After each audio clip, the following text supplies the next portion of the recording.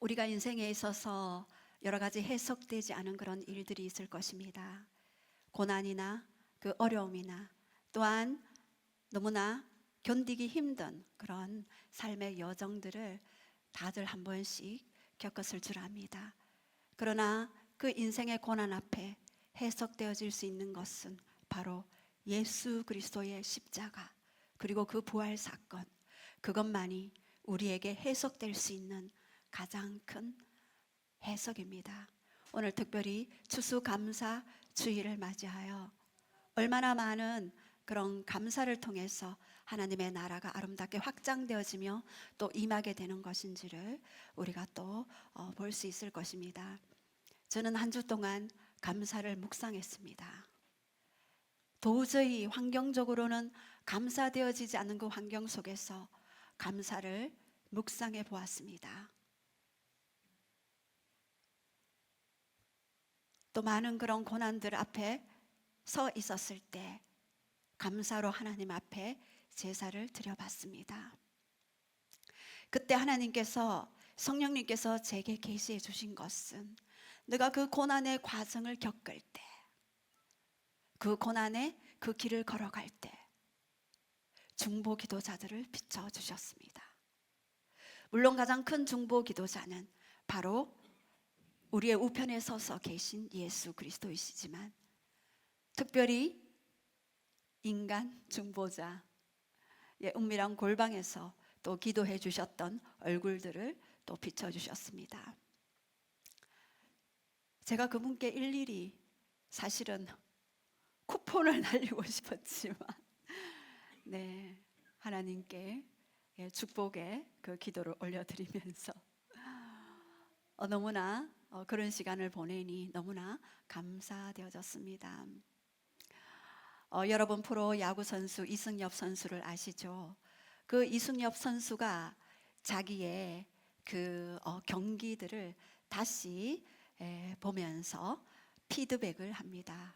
자기 스스로 피드백을 해보는데 어떤 경기는 너무나 잘 이렇게 했던 경기가 있냐 하면 어떤 경기는 너무나 최악의 경기가 있었다고 합니다.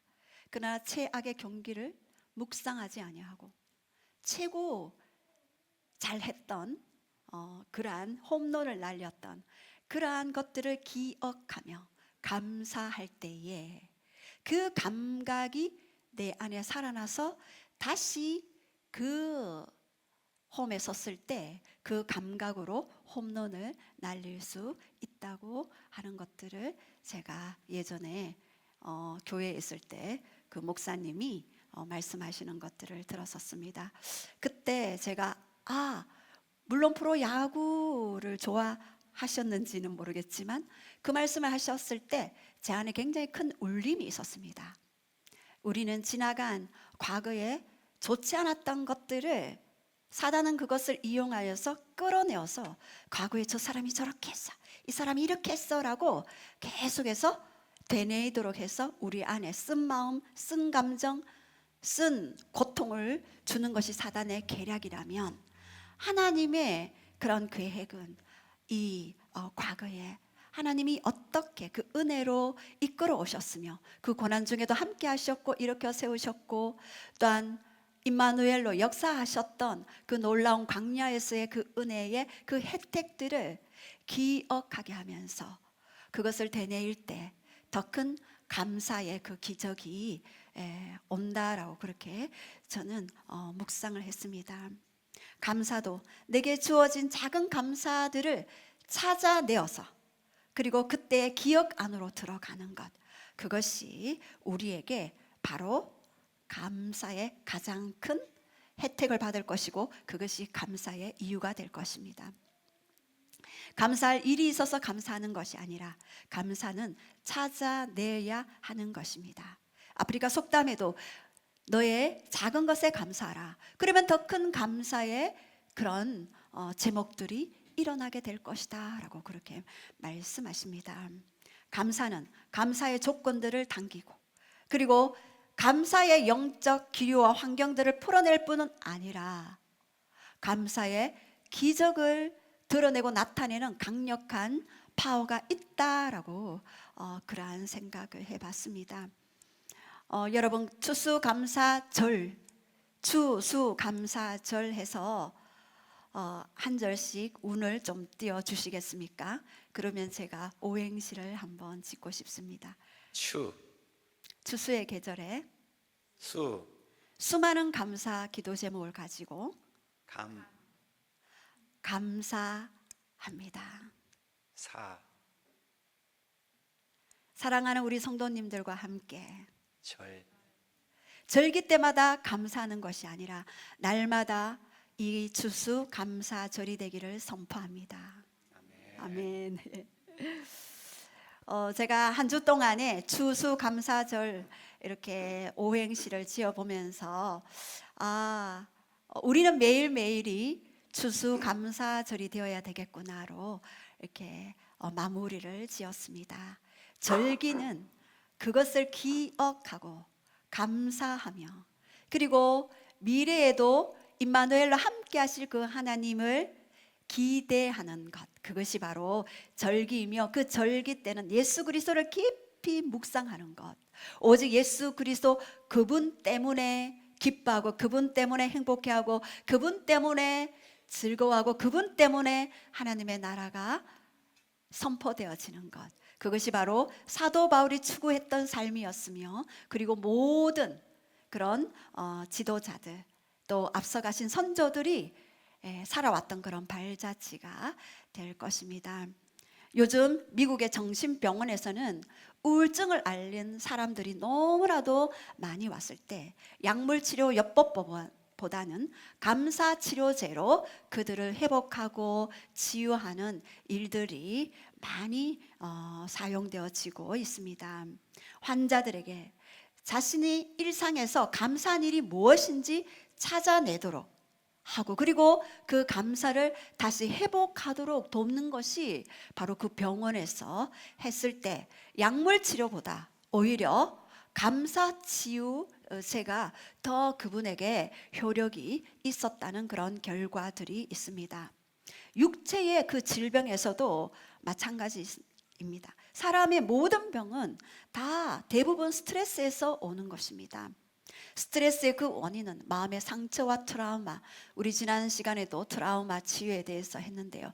그 마음의 상처를 통해 생각 가운데 계속해서 그 상처를 묵상하게 하고 미래에도 다가올 그 상처를 부정적인 기대감으로 계속해서 해석되어지는 것, 그래야 해서 그에게 과거에 경험했던 그 상처들을 다시 한번 경험하게 하는 것, 그것이 바로 사단의 전략입니다.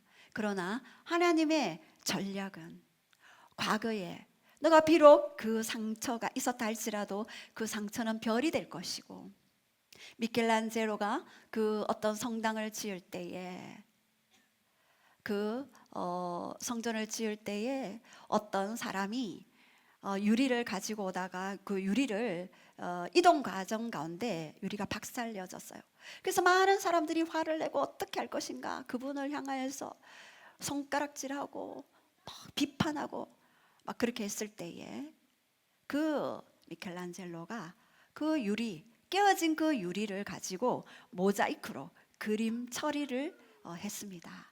그때 화려한 그러한 빛이 비춰졌습니다. 그 깨어진 유리 조각을 다시 모아서 그렇게 모자이크로 그림을 만들었을 때 강력한 그런 빛이 임했을 때 그 빛이 어느 쪽으로 비추느냐에 따라서 그 깨어진 유리 조각이 찬란한 빛의 형태가 달라졌다고 합니다. 저는 그러한 어떤 깨어진 우리 삶의 유리 조각을 모아서 하나의 큰 그림을 완성해 주시고 예수 그리스도의 강력한 빛을 비췄을 때 그곳에 비로소 아름다운 하나의 더 찬란한 보석과 같이 빛나는 그러한 그림이 되어지는 것들을 많이 묵상합니다.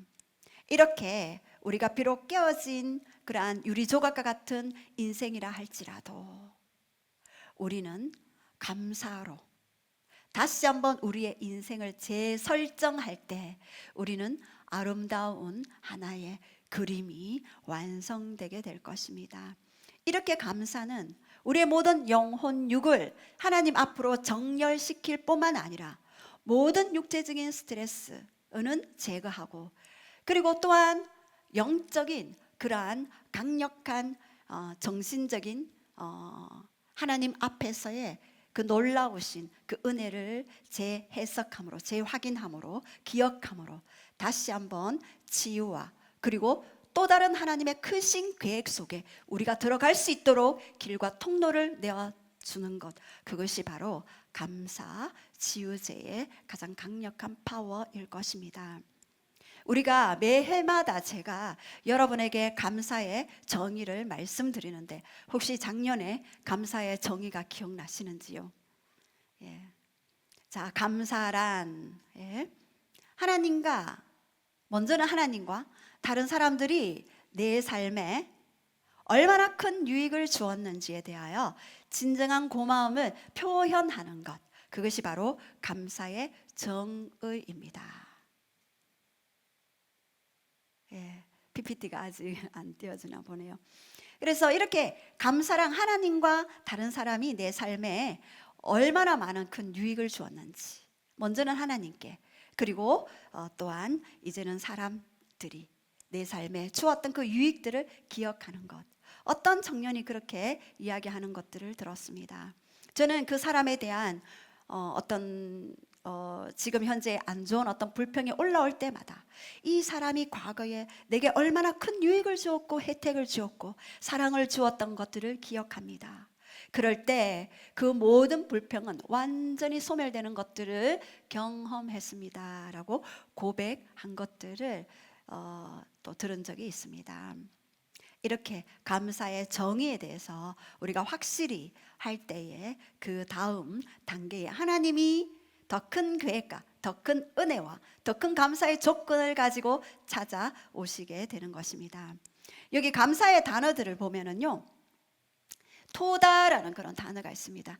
이 토다는요, 자복, 숭배, 고백, 찬송, 감사제라는 뜻이 포함되어 있습니다. 이 어원은 야다에서 출발했는데요, 이 야다는 바로 손을 펴서 예배하다, 경배하다, 인정하다, 감사하다라는 그러한 의미를 가지고 있습니다. 또 안드로 몰로게오마이라는 단어를 사용하는데요, 그 단어는요, 차례로 고백하다, 찬양으로 응답하다가 바로 감사의 그러한 용어입니다. 바로 헬라어 속에 숨어있는 하나님의 또 다른 단어입니다.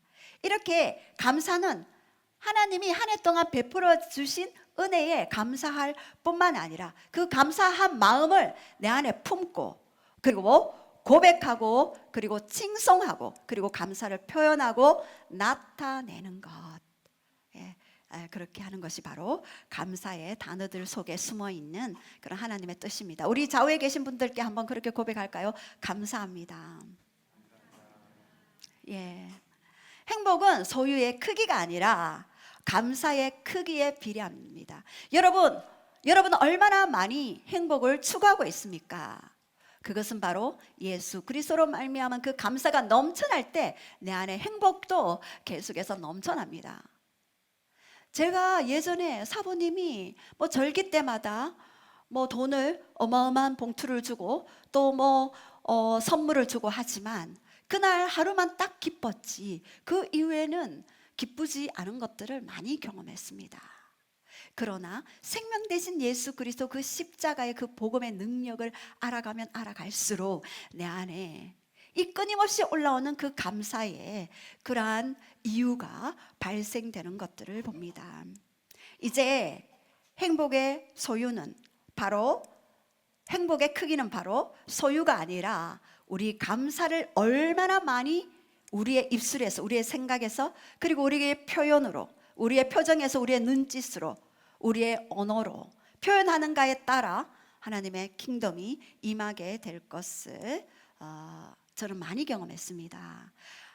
하나님이 감사하라고 명령하셨죠. 근데 그 명령은 항상 하나님이 자기 자신이 스스로 하지 않고는 우리에게 명령하시지 않아요. 이렇게 하라 저렇게 하라 명령하시는 이유는 먼저 하나님이 우리에게 감사하다라고 표현했기 때문에 우리에게 감사하라라고 명령하십니다. 그 감사의 최고의 표현은 바로 십자가였습니다. 그 십자가에서 내가 너를 구하게 되어서 너무나 감사하다, 너무나 기쁘다.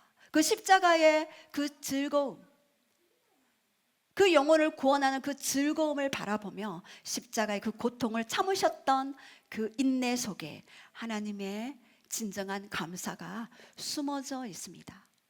자신의 그 모든 영혼육을 하나님께 의탁하면서 자기가 자신을 죽여 버려야만 했던 그 십자가 사건 앞에서도 털 깎는 자 앞에서 잠잠했던 예수 그리스도의 감사가 또한 있었습니다. 그 감사를 통해 성령님이 우리 삶 속에 그 감사를 실행하고 실현시키기 위해, 성취시키기 위해 지금도 역사하시는 분이 바로 성령님이십니다. 자, 그렇다면 첫 번째는 감사의 정의에 대해서 여러분들에게 말씀드렸고, 두 번째는 감사로 당기는 킹덤, 하나님의 나라에 대해서 우리가 한번 볼 것입니다. 첫 번째, 우리 골로새서 3장 15절에서 17절 말씀 우리가 선포했는데, 첫 번째, 감사로 어떻게 우리가 킹덤, 하나님의 나라를 이곳에, 내가 있는 이곳에 하나님의 나라를 풀어낼 것인가? 우리 한번 첫 번째, 평강으로 마음을 주장하게 하라. 우리 15절 선포하겠습니다. 시작. 그리스도의 평강이 너희 마음을 주장하게 하라. 너희는 평강을 위하여 한 몸으로 부르심을 받았나니 너희는 또한 감사하는 자가 되라. 예, 감사로 당기는 킹덤 첫 번째는 바로 평강으로 마음을 주장하게 하라입니다. 여러분, 마음에 무엇으로 지배받는가 굉장히 중요합니다. 여러분의 그 마음에는 평강이 있습니까? 아니면 불안이 있습니까? 근심이 있습니까? 염려가 있습니까? 평강이 마음으로 주장하도록 하는 모티브, 동기는 바로 감사입니다. 평강은 바로 응답의 사인인데요. 여러분이 많은 질문들을 합니다. 목사님, 언제까지 제가 기도를 해야 할까요?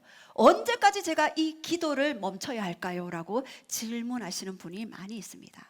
바로 당신의 마음에 평강이 임할 때 기도를 멈추시면 됩니다. 당신의 마음이 평강이 임할 때 그 기도는 바로 응답된 것입니다. 여러분 마음에 이미 평강이 있다면 응답의 사인이십니다.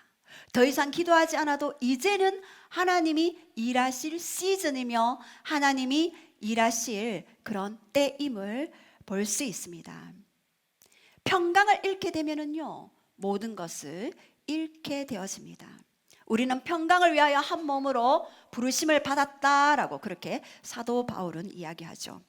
이 평강은요, 더 높은 경지에 오르면 오를수록, 보좌로 더 오르면 오를수록 평강이 임하게 됩니다. 왜요? 이 보좌에서 흘러오는 것은 바로 평강이기 때문입니다. 이 평강은 천국의 산소이며 천국의 공기이며 천국에서 흘러나오는 그 호흡의 혜택이 바로 평강입니다. 예수 그리스도가 나를 얼마나 많이 장악하고 있는가에 따라 이 평강이 달라지는 것입니다. 이것은 보이지 않지만 영적인 기류들을 당겨오는데 바로 평강이 당겨옵니다. 여러분, 인간이 얼마나 위대하게 지어졌는지 모릅니다. 내 안에 평강이 있을 때 주위에 환경들이 어떤 영역을 형성합니다. 평강의 그런 환경들이 조성되어지는 것입니다. 내 속에 글로리 존이 있으면은 글로리, 영광의 그런 영역들이 펼쳐지듯이 내 속에 평강이 있을 때는 평강의 그런 환경들이 풀어지게 되어지는 것입니다. 특별히 이 마음에 그리스도의 평강으로 채우라라고 말씀하셨는데 이 왜 마음일까요? 예레미야 17장 9절에서 10절에서는요, 만물보다 부패한 것이 인간의 마음이다라고 그렇게 말씀하셨죠. 누가 이를 알리요? 나 여호와는 심장을 살피며 폐부를 살핀다, 그렇게 말씀하셨습니다.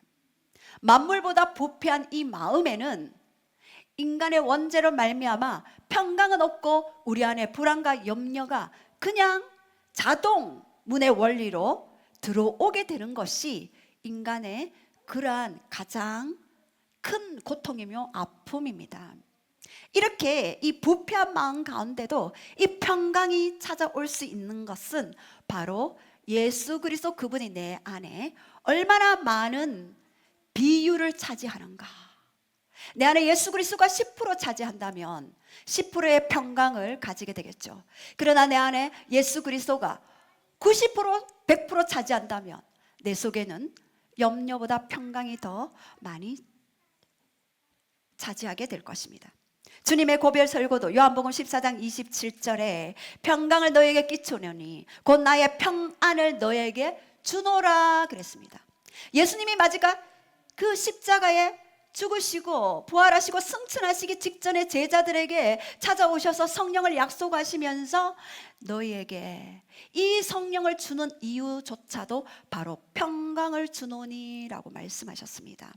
내가 너에게 주는 것은 세상이 주는 것과 같지 않다. 세상에 주는 평강은 우리에게 물질도 그리고 또한 여러 가지 우리를 기쁘게 하는 것들이 있게 되겠죠. 그 조건들이 되겠죠. 얼마나 많은 내 안에 조건들이 채워지나에 따라서 평강의 그 비율이 달라지게 될 것입니다. 그러나 이제 예수 그리스도를 통하여 내가 너에게 평안을 주노라. 이 세상은 잠깐 보이다가 없어지는 안개다. 그러나 그리스도의 피로 주시는 평강, 그 육체의 죽으심으로 주는 그 평강은, 그 화목케 하는 그 평강은 영원하다라고 말씀하십니다. 이 예수님의 육체의 죽으심을 통해 내 안에 자아의 죽음이 있을 때 평강이 오게 됩니다. 출애굽기 11장 1절에도 여호와께서 모세에게 이르시기를 내가 한 가지 재앙을 바로와 애굽에 내린 후에야 그가 너희를 여기서 보낸다라고 말씀하셨습니다. 그가 너희를 보낼 때는 여기서 정령 다 내어 쫓아내리니라고 말씀하셨죠. 이스라엘 백성들이 400년 동안 바로의 압제 아래 있을 때 마지막 그 장자의 그 마지막 한 가지 재앙을 너희에게 내린 후에야 그 바로가 너희를 이 애굽에서 출애굽시킬 것이다 라고 그렇게 말씀하셨습니다. 장자의 죽음이죠. 이 장자는 대표하는 자입니다. 근데 이 장자는 처음 난 것이죠. 인류의 처음 난 자가 누구입니까? 바로 아담입니다. 이 아담이 로마서 5장 12절에 모든 사람이 죄를 지었음에 사망에 이르렀다라고 그렇게 말씀하셨죠. 내 안에 장자, 바로 그 아담이 지었던 그 원죄와 그 하나님께 불순종했던 그 모든 죄가 그 장자의 그 모든 옛자들이 출애굽될 때, 빠져나갈 때 비로소 너는 자유인이 된다라고 그렇게 말씀하셨습니다. 이 아담의 장자가 사망에 이르러야 내가 의지하고 내가 붙들고 있는 것, 이것 때문에 내 마음을 요동케 하는 것이 무엇입니까? 물질 때문에 또는 환경 때문에 내 마음이 잠시는 요동케 될 수는 있겠죠. 그러나 그것이 예수님을 만나는데 걸림이 된다면 그것은 바로 애굽 땅에서 마지막 내렸던 장자의 재앙이 있는 것입니다. 내 안에 장자가 빠져나갈 때 진정으로 예배자의 자유인으로 살 길을 가서 내가 예배하려고 이 출애굽합니다라는 출애굽의 이유를 모세가 되었을 때 바로는 끝까지 붙들고 있었던 것이 바로 장자의 죽음이었습니다. 내 안에 이 장자, 바로의 강팍함처럼 그 강팍함이 끝까지 나를 사로잡고 있는 장자가 무엇인지, 그것이 빠져나갈 때 우리 안에 평강이 주어지게 되는 것입니다. 바로가 세상으로 절대 보내지 않는 하나님의 그 자유 안으로 들어가지 못하게 끝까지 붙들고 있을 때 장자의 죽음을 맞이하게 되었고, 돈까지 주면서 이제는 제발 나가라, 제발 나가주라라고 부탁까지 한 그 바로의 그 강팍함이 무너졌던 그 장자의 그 재앙, 저는 제 안에 그 장자가 있다는 것들을 발견했습니다. 이것이 빠져나갈 때 큰 평강이 임하겠구나. 예수님이 진정으로 주인으로, 이제는 바로가 주인이 아닌 예수님이 주인이 되어서 나에게 진정한 자유의 성령의 법으로 인쳐주실, 보증해 주실, 견인해 주실, 그것이 내 안에 장자의 죽음을 맛보아야 되는구나. 그것이 내 힘으로 되지 않는 것도 너무나도 많이 알고 있고, 사도 바울도 날마다 나는 십자가에서 죽노라, 그 죽음을 자랑했습니다. 여러분이 내가 좀 더 잘할걸, 그때 내가 좀 더 이것을 풀어낼걸, 그때 내가 이 말을 할걸 이라고 후회되는 삶이 있습니까? 오히려 기뻐하십시오. 그렇다면 여러분은 오히려 예수 그리스도가 여러분에게 능력으로 나타내게 될 것입니다. 빌립보서 4장 6절과 7절에는 우리에게 염려가 생길 때 아무것도 염려하지 말고 기도와 간구로 감사함으로 아뢰라 말씀하셨습니다. 반대 정신입니다. 내 안에 염려가 생길 때 너는 감사함으로 그 염려를 아뢰라. 그러면 그 염려가 감사의 조건으로, 감사의 결과로 오게 될 것이다 라고 빌립보 성도를 향하여 사도 바울은 선포합니다. 염려가 생겨 평강이 깨어질 때 여러분은 구할 것을 감사함으로 아뢰십시오. 이사야 26장 3절에는 심지가 견고한 자를 평강하고 평강으로 지키시리니 이는 그가 주를 신뢰함이니이다. 여기에서 평강은요, perfect peace입니다. 완벽한 평강입니다. 심지가 견고한 사람, 마음이 잘 흔들리지 않는 사람을 내가 평강으로 지킨다라고 말씀하십니다. 어떨 때는 기쁘고 어떨 때는 슬프고 마음이 업다운이 심한 분들이 계시죠. 그럴 때는 내 마음에 심지가 견고해지도록 오직 내 속에 예수 그리스도가 왕으로 다스려 주시옵소서. 그리고 염려를 감사로 아뢰는 훈련, 빌립보서 2장 4장 6절에서 7절 말씀이 풀어지는 그러한 삶이 되도록 축복합니다. 또한 감사가 내려오는 킹덤, 감사로 당기는 킹덤 두 번째, 말씀이 풍성히 거하게 하라. 16절입니다. 시작. 그리스도의 말씀이 너희 속에 풍성히 거하여 모든 지혜로 피차 가르치며 권면하고. 여기에서 다른 번역에는 그리스도의 말씀이 풍부한 생명력으로 여러분 안에 살아있기를 빕니다입니다. 그리스도의 말씀이 풍성히 거할 때 하나님의 나라가 오게 됩니다. 감사는요, 자동으로 이루어지지 않습니다. 감사는 훈련이 필요합니다. 감사는 연습이 필요합니다.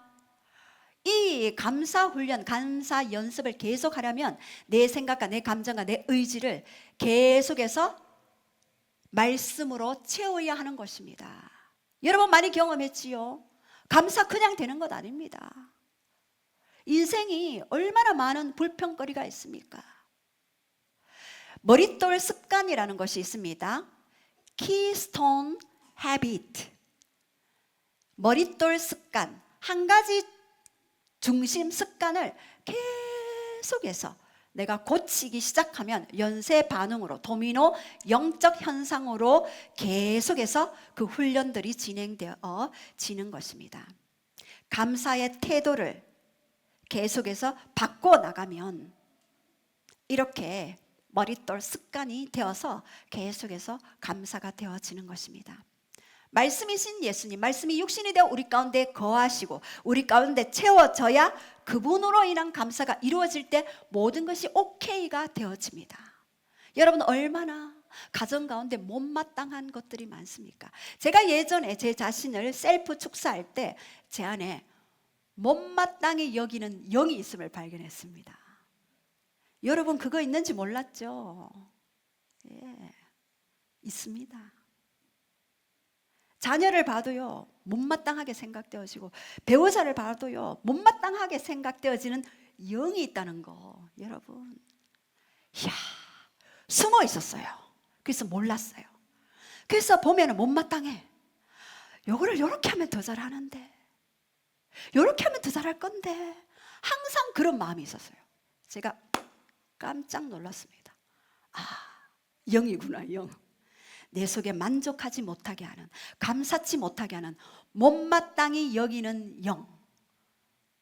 너는 즉시 내 속에서 빠져나와서 저 무저갱으로 떠나갈지어다 선포했을 때,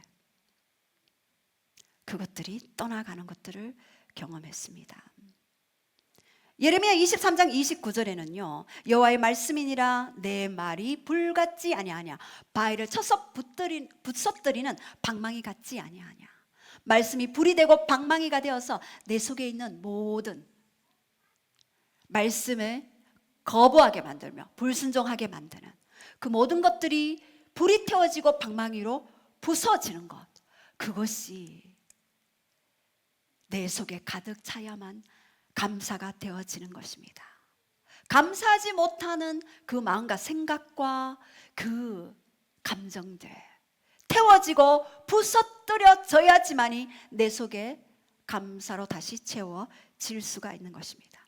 왜냐하면 내 속에 평강의 감사의 주파수가, 여러분 주파수가 굉장히 중요합니다. 전기도 전력이 있어야지만이 이 전기가 스위치를 켰을 때 불이 오듯이, 감사의 주파수가 스위치를 켰을 때 감사의 불이 오게 됩니다. 그러면 감사의 킹덤이, 하나님의 나라가 임하게 되는 것이죠. 골로새서 3장 16절에 분명히 말씀하십니다. 그리스도의 말씀이 너희 속에 풍성하게 거하게 하라.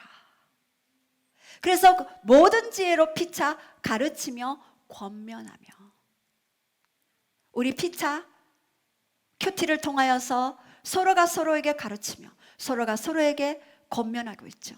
매일 말씀 묵상하면서 우리 내년부터는 더 우리 목장에서 만나면은 그 말씀 묵상을 서로 가르치고 권면하며, 나는 이 말씀으로 은혜 받았어요, 나는 이 말씀으로 승리했어요, 나는 이 말씀 때문에 내가 다시 일어섰어요 라고 하는 그런 권면하고 가르치는 그런 것들이 더 풍성해지기를 기도하고 있습니다.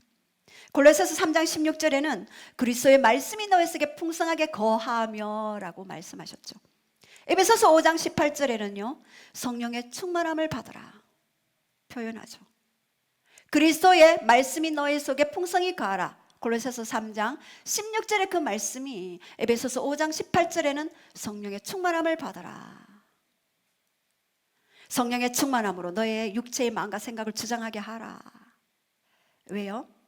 갈라디아서 5장 16절에서 17절에는 너희는 성령을 쫓아 행하라. 성령을 쫓아 행할 때 육체의 욕심을 이루지 않게 된다. 성령의 요구는 육체의 욕심을 거스르게 되고 육체의 욕심은 성령의 요구를 거스르게 된다. 이 둘이 서로 대적함으로 원수가 되어서 성령의 요구를 이루게 하려 함이라. 육체와 성령은요 반대 극부입니다. 내가 성령으로 충만하면 충만할수록 내 육체의 소유가 그냥 자동 내려지는 것들을 많이 경험하게 되는 것입니다. 이렇게 성령의 소욕을 갖기 위해서는 성령의 충만함을 받아야 되고, 에베소서 5장 18절이 풀어지기 위해서는 골로새서 3장 16절 너희 속에 말씀이 풍성하게 거하게 하라.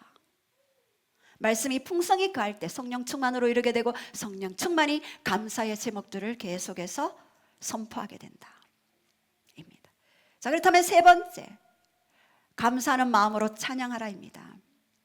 골로새서 3장 16절 17절에는 시와 찬송과 신령한 노래를 부르며 감사하는 마음으로 하나님을 찬양하고. 여러분 여기서 C는 through psalms입니다. through psalms, hymns and songs from the Spirit. 성령으로부터 오는 노래. 그죠? 이 C는 구약의 시편들을 얘기합니다. 150편. 찬미는요 우리가 계속 불려지는 찬양, 찬송가 이런 것들을 얘기하죠. 신령한 노래는 즉흥적으로 부르는 영적인 노래입니다. 스판테니어스 송이라고 하죠. 즉흥적으로 올라오는 경배송을 가지고 바로 이 신령한 노래라고 그렇게 이야기합니다. 초대교회 때는 이 신령한 노래들이 너무나도 많이 풀어져 있었습니다. 신령한 노래들이 많이 풀어지면 풀어질수록 영적인 분위기가, 임재의 분위기가 확장되어지며 배가 되어지며 증가되어집니다. 저도 모든 돌파의 그 원인은요, 바로 평강, 그리고 그리스도의 말씀이 내 속에 풍성히 거함, 그리고 세 번째 바로 이 스판테니어스, 이 즉흥적으로 성령님이 주시는 그 영의 찬송을 부르면 부를수록 내 안에 많은 치유와 회복이 일어났던 것들을 많이 경험했습니다. 처음에는 찬양으로 가지고 시작하지만 나중에는 즉흥적으로 부르는, 성령님이 찾아오시면은요, 성령님이 음악을 만들어내세요. 저는 며칠 전에 제가 예배 드리면서 하나님께 말씀드렸습니다. 제 속에 끊임없이 올라오는 찬양이 있었습니다. 차를 타도 찬양, 집에 밥할 때도 찬양, 찬양이 끊임없이 올라왔어요. 그러면서 음악가 하나님이 음악가셨습니까? 왜 이렇게 제 속에 찬양이 올라옵니까? 라고 말씀드렸을 때 내가 가장 행복해하는 것이 바로 찬양이고 경배다라고 말씀해 주셨습니다. 천사들 루시엘이 찬양하는 천사장이었습니다. 마음이 교만해져서 어떻게 해서 루시엘이 루시퍼가 되었죠. 퍼는 사탄을 나타내죠. 엘 하나님이 나타내죠. 루시엘이 루시퍼가 되었습니다. 이렇게 찬양이, 즉흥적인 이 찬양이, 성령이 주시는 그 찬양이 너무나도 우리에게 하나님의 그 나라가 오게 하는 그런 경우들이 많이 있습니다. 이 감사는 바로 찬양의 재료이며, 그리고 찬양은 감사의 표현이죠. 이 찬양은 바로 칭찬하다, 경배하다 라는 의미가 있습니다. 찬양할 때 그 공간에 오시죠. 시편 22편 3절에도 찬송 중에 거하시는 주여 주는 거룩하시니이다. 하나님의 거주지는 바로 찬송 중에 오시는 주님입니다. 저희 어머니도 기억력이 많이 쇠퇴해졌습니다. 딱 암송하고 있는 게 주기도문. 제가 항상 가면은 어머니에게 예수님이 어디 계십니까? 질문하면 예수님은 저 하늘에 있지. 하늘 말고 또 어디 계셔요? 할 때 예수님은 내 안에 있지. 그렇죠. 어머니 속에 계십니다. 그리고 어머니가 가장 좋아하는 찬양 28장에 복의 근원 강림하사, 그 찬양을 항상 불러드리고 그리고 박수치고 이렇게 어머니와 함께 예배를 드리면서 교제를 하고 옵니다. 바로 감사하는 마음으로 찬양할 때 하나님 나라의 킹덤이 우리 속에 오게 되는 것입니다. 자, 그렇다면 이 첫 번째 하나님의 나라가 오게 하는 감사, 첫 번째가 뭐였나요? 평강으로 너의 마음을 주장하게 하라. 평강이 없다면 여러분 안에 하나님의 나라가 없는 것입니다. 평강으로 마음을 주장하라. 두 번째, 말씀이 풍성히 거하게 하라. 세 번째, 감사하는 마음으로 찬양하라. 감사하는 마음으로 찬양할 때 여러분의 모든 환경과 조건들은 감사가 이루어지는 환경이 풀어지게 될 것입니다. 네 번째, 예수를 힘입어 감사하라.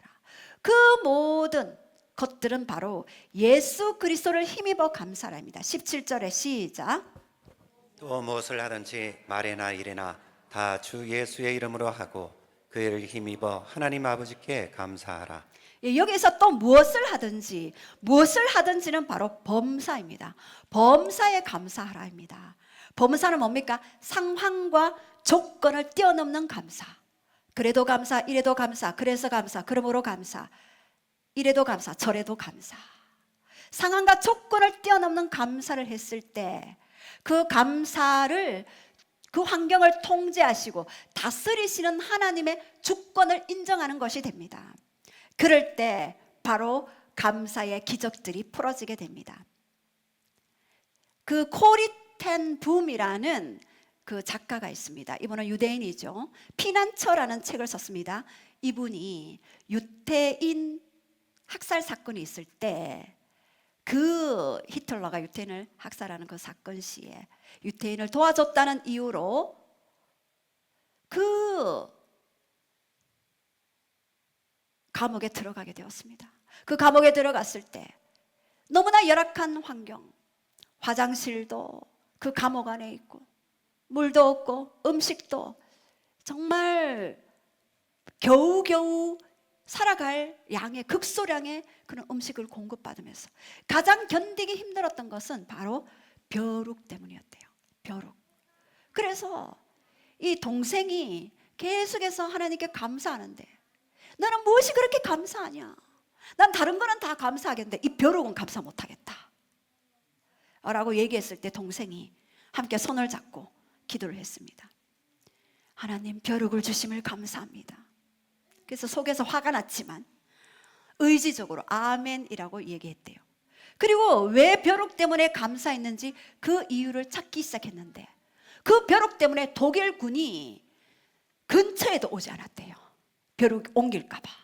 그래서 마음껏 그 감옥에서 예수 그리스도를 증거하고 복음을 선포하며 사도 바울과 같이 그렇게 복음을 증거할 수 있었던 것입니다. 여러분, 감사할 조건이 되어서 감사하는 것이 아니라 감사할 조건으로 감사하잖아요. 그러면 그 감사할 조건이 없어지면 불평이 그냥 나오게 됩니다. 이렇게 감사하면 감사할 조건들이 생깁니다. 우리 따라해 봅시다. 감사하면 감사할 조건들이 생깁니다.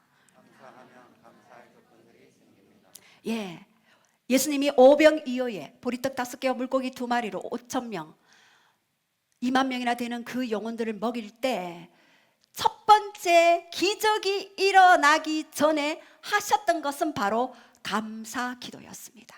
감사 기도를 했을 때 기적이 따라오게 되었던 것입니다. 우리 범사에 감사할 때 하나님의 음성 듣는 채널이 확장되었습니다. 우리가 먼저 의지를 들여서 감사를 선포했을 때 주위에 감사의 기류들이 풀어지게 되는 것입니다. 제가 예전에 부도 났을 때 바로 감사했을 때 하나님이 그것을 통해서 더 큰 하나님의 역사를 이루어냈던 것들을 보게 되었습니다. 여기에서 말이나 일이나 다 주 예수의 이름으로 하고 우리의 감사의 말이 바로 예수의 이름으로 했을 때 약속의 성취를 보게 될 것입니다. 그러나 불평의 말을 했을 때 약속은 지연되게 됩니다. 이스라엘 백성들이 왜 11일 만에 가나안에 진입할 수 있었는데 40년 걸렸습니까? 바로 불평의 언어 때문에 그랬습니다. 감사의 언어를 풀어낸 여호수아와 갈렙만이 약속의 성취를 볼 수 있었던 것입니다. 감사를 계속할 때 파장이 일어납니다. 어떤 파장요? 감사의 조건으로 감사의 환경이 열리는 그러한 하나님의 나라가 임하는 강력한 파장, 주파수가 일어나게 되는 것입니다. 이 감사의 조건들을 구체적으로 오늘 풀어내시기 바랍니다. 누구누구 때문에 굉장히 불평했는데 누구누구 때문에 감사합니다. 누구누구 때문에 굉장히 힘이 들었는데 오히려 그분 때문에 감사합니다. 반대의 정신으로 선포해 보십시오. 그럴 때 감사의 환경이 열리게 됩니다. 감사는 감정의 작용이 아니라 의지의 결단입니다. 감사를 결단하게 되면 감사를 느끼게 되고 하늘의 킹덤이 임하게 될 것입니다. 자, 그렇다면 우리 결론 1번부터 4번 선포하면서 우리 기도 감사 기도를 좀 했으면 좋겠습니다.